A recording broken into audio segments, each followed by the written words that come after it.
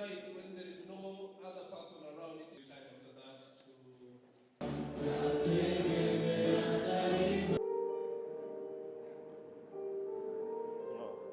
the first.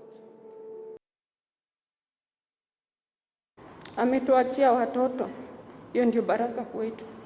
Unajua tutapata a leader in those kids. Tutawang'ang'ana in future 10 years to come or 20 years to come, pringe mwingine atapatikana kwa government.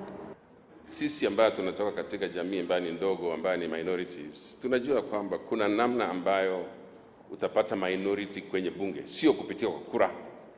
They have no capacity for elective to be elected. Hata ukiwaweka mara ngapi, miaka ngapi, the only way is for them to be nominated. That the marginalized must get their right. It's not a token. It cannot be tokenism.